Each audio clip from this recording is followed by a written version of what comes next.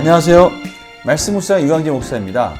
지금까지 저희는 바벨론 포로로 끌려가는 과정, 또 바벨론 포로로 끌려간 자들에게 예레미야가 다시 하나님의 위로 메시지를 보내는 편지의 내용까지 저희들이 같이 나누었습니다. 이런 과정 속에서 예레미야는 이 거짓 선지자에게 많은 위협을 받고요. 또 거짓 선지자들이 그릇되게 예언하는 것과 정반대의 그러한 70년의 포로 생활을 주장하는 예레미야는 어쩌면 이스라엘 백성들이 볼 때는 매국노와 같이 보일 정도로 그런 위험을 무릅쓴 그런 예레미야의 사역을 저희들이 봤습니다. 오늘 말씀은 예레미야가 바벨론에 있는 이스라엘 백성들에게 위로 메시지를 주는 그 편지의 내용에 대해서 반박하는 또 다른 거짓 선지자에 대해서 저희들이 같이 나누고자 합니다. 오늘 그 내용을 가지고요, 또 하나님께서 저희들에게 원하시는 메시지가 무엇인지, 저희들이 이 세상에서 무엇을 분별하며 살아야 될지를 다시 한번 깨닫는 그런 귀한 시간이 되기를 간절히 소망합니다. 제가 기도하고 시작하겠습니다. 하나님 아버지, 저희들이 예레미야서를 통해서 계속 하나님의 음성을 듣기 원합니다. 오늘도 말씀하여 주시고 성령님 조명하여 주시옵소서. 감사드리며 예수님의 이름으로 기도드립니다. 아멘. 제가 예레미야 29장 24절에서 32절 말씀을 먼저 봉독해 드리도록 하겠습니다. 너는 느헬람 사람 스마야에게 이같이 말해 이르라. 만군의 여호와 이스라엘의 하나님께서 이와 같이 말씀해 이르시되 내가 내 이름으로 예루살렘에 있는 모든 백성과 제사장 마아세야의 아들 스바냐와 모든 제사장에게 글을 보내 이르기를 여호와께서 너를 제사장 여호야다를 대신하여 제사장을 삼아 여호와의 성전 감독자로 세우심은 모든 미친 자와 선지자 노릇을 하는 자들을 목에 씌우는 나무 고랑과 목에 씌우는 쇠 고랑을 채우게 하심이오늘 이제 내가 어찌하여 너희 중에 선지자 노릇을 하는 아나돗 사람 예레미야를 책망하지 아니하느냐.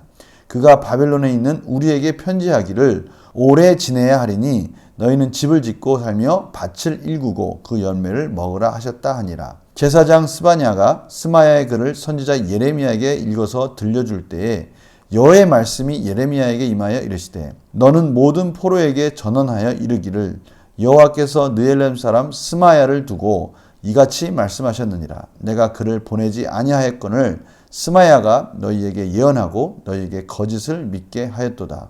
그러므로 여호와께서 이와 같이 말씀하시니라. 보라, 내가 느헬람 사람 스마야와 그의 자손을 벌하리니 그가 나 여호와께 패역한 말을 하였기 때문에 이 백성 중에 살아남을 그의 자손이 하나도 없을 것이라. 내가 내 백성에게 행하려 하는 복된 일을 그가 보지 못하리라 하셨느니라. 이것은 여호와의 말씀이니라. 아멘. 오늘 말씀은 어제 예레미야가 보낸 편지에 이어져 있는 스토리입니다. 예레미야가 바벨론에 있는 유다 백성들에게 그곳에서 이제는 정착해야 된다라는 것이죠. 하나님의 때가 될 때까지, 70년이 흐른 때가 될 때까지 그곳에서 가정을 꾸미고 밭을 일구고 열매를 따먹으면서 심지어 그곳의 땅을 위해서 기도하면서 그 땅이 복을 받아야 너희들도 복을 받을 수 있다라고 그들에게 권고하는 내용의 편지를 보내지 않았습니까? 그런데요, 그 땅에서도 거짓 선지자가 있었던 겁니다. 하나님의 뜻을 온전히 이해하고 그들을 이끌어야 될 선지자가 아니라 거짓 선지자가 있었는데 그 이름이 스마야입니다. 그가 그 편지를 보면서 그 나름대로 참으로 화가 난 겁니다. 왜냐하면 이제 곧 풀려날 것이고 자유의 몸으로 고국으로 돌아올 것이다라는 어떤 위로와 소망의 메시지가 아니라 그곳에 완전히 안주하고 정착하라는 메시지는 참으로 매국노와 같은 메시지인 것이죠. 이러한 내용을 가지고 이제 본국에 있는 스바냐와 제사장들에게 편지를 한 겁니다. 미친놈이 있다. 참으로 이상한 말을 하는 미친놈이 있는데 너희들은 왜 보고만 있느냐? 그를 책망해야 되는 것이 아니냐? 그러니까 이 미친놈은 누굽니까? 바로 예레미야 선지자를 말하는 거예요. 예레미야 선지자를 정신 나간 사람 취급하는 겁니다. 참 아이러니하죠. 하나님의 참된 선지자를 오히려 미친 사람이라고 그러고 그러한 거짓 선지자가 마치 자기가 하나님의 말을 하는 것처럼 그렇게 편지를 보낸 겁니다. 그런데요, 공교롭게도 그 편지를 예레미야 앞에서 읽어주는 겁니다. 참 아이러니합니다. 이러한 편지를 받은 예레미야의 이러한 안타까운 마음속에 하나님께서 말씀하십니다. 예레미야에게 말씀하십니다. 이제 스마냐와 그의 자손들까지도 하나님께서 이제는 심판하시겠다는 거예요. 이스라엘 백성들이 자유의 몸으로 돌아오는 것, 하나님의 언약의 메시지가 이루어지고 회복되는 그날을 그들은 보지 못할 것이다 라는 것이죠. 얼마나 정말 안타까운 메시지입니까? 하나님께서 약속하신 그 회복의 때를 보지 못하는 그런 안타까운 심판을 그들이 당하게 되는 것입니다. 오늘 메시지를 통해서 하나님께서 저희들에게 무엇을 말씀하시려고 하는 것인지 저희들이 한번 문제를 풀어보면서 하나하나 풀어가 보도록 하겠습니다. 내용 관찰 질문입니다. 스마야는 예레미야의 편지를 읽은 후 제사장 스바냐에게 무엇을 촉구합니까? 스마야 선지자는 거짓 선지자로서 하나님의 뜻을 온전히 이해하지 못하고 매국노와 같은 말을 하고 있는 예레미야를 책망해 달라고 그렇게 요구를 하고 있죠. 두 번째 문제 볼까요? 거짓 선지자 스마야에게 내리신 하나님의 심판은 무엇입니까? 하나님의 그 심판의 때가 지나고 나서 이스라엘 백성이 회복되는 그 구원의 때에 스마야뿐만이 아니라 그의 자손 누구도 그 때를 보지 못한다고 말씀하십니다. 살아남는 자가 없을 것이다 라는 것이죠. 너무나 안타까운 심판의 메시지입니다. 연구와 묵상 읽어볼까요? 하나님께서 스마야뿐만 아니라 그의 자손까지 벌하신 이유는 무엇입니까? 하나님의 메시지는 분명한 것이죠. 하나님의 그 구원의 때를 믿지 못하고 하나님의 메시지를 온전히 이해하지 못하고 순종하지 못하는 자들은 하나님의 구원의 때를 보지 못한다는 것이죠. 그때까지 살아남는 것이 허락되지 않는 것입니다. 오늘의 메시지는 분명합니다. 하나님의 그러한 소망의 메시지를 믿고 기다리는 자들을 하나님께서는 구원해 주시지만 그것을 믿지 않는 자들은 살아남지 못하고 그 구원의 때를 경험하지 못하는 것입니다. 광야에서 하나님께서 그 이스라엘 백성들의 불평 불만으로 인해서 불뱀의 심판을 내리십니다. 그러나 그 불뱀의 심판 속에서 모세를 통해서 그 구리뱀을 들으라고 말씀하셨을 때 그 말씀을 듣고 구리뱀을 보는 자는 살아남습니다. 하나님의 말씀 가운데 순종하고 그 말씀 가운데 소망을 가진 자는 구원해 주십니다. 그러나 끝까지 하나님의 그 메시지를 바라보지 않고 그 소망의 메시지를 믿지 않고 순종하지 아니하는 자들을 하나님은 심판하신다는 것을 오늘 분명히 말씀하고 계시는 것이죠. 오늘 이 메시지가 그렇다면 저희들에게는 어떤 의미가 있을까요? 느낀 점 볼까요? 스마야가 포로된 백성에게 희망을 전한 것은 하나님의 뜻을 거스른 패역한 말이라는 말씀에서 무엇을 느낍니까? 희망의 메시지, 어떻게 보면 참 달콤한 희망의 메시지 같은 스마야의 말은 하나님을 대적하는 말이었습니다. 하나님의 메시지는 힘들고 어렵지만 이 회개의 시간, 고난의 시간, 징계의 시간, 다시 말하면 하나님의 때를 기다리는 것이 하나님의 진정한 메시지이고요. 그것이 진정한 소망의 메시지인 것입니다. 정말 저희들이 의지하는 것은 무엇인가라는 것이죠.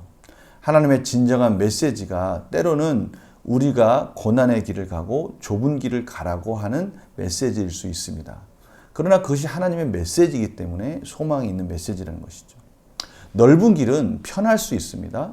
그러나 그 길은 하나님이 원하시는 길이 아닐 수 있어요.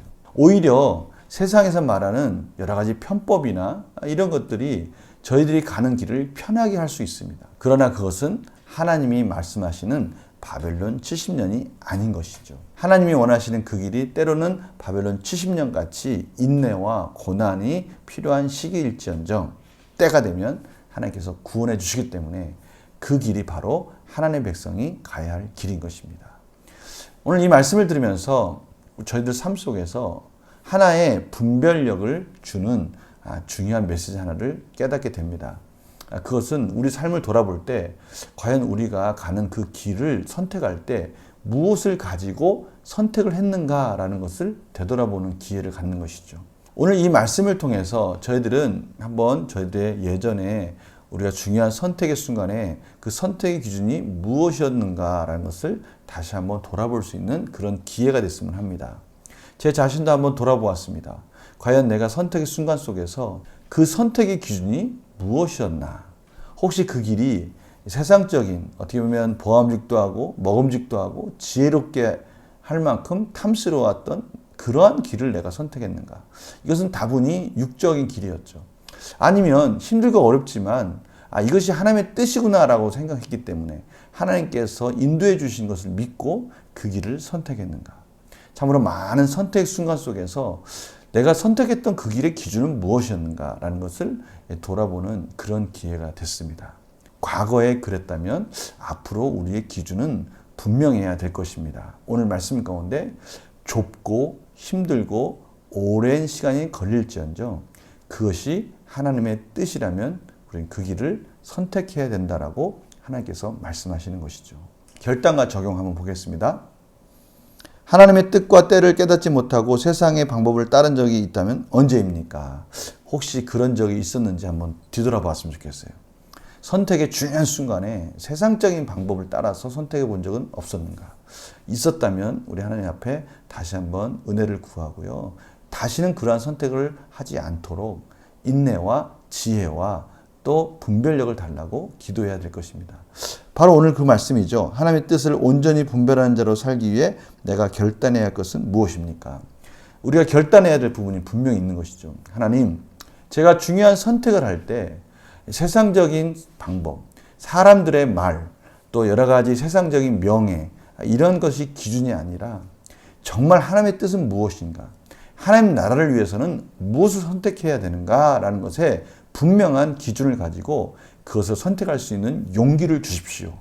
결단할 수 있는 마음을 주십시오. 이것이 오늘 저희들의 기도 제목인 것이죠. 오늘 저희들 하루 동안 또 많은 선택의 순간이 있을 겁니다.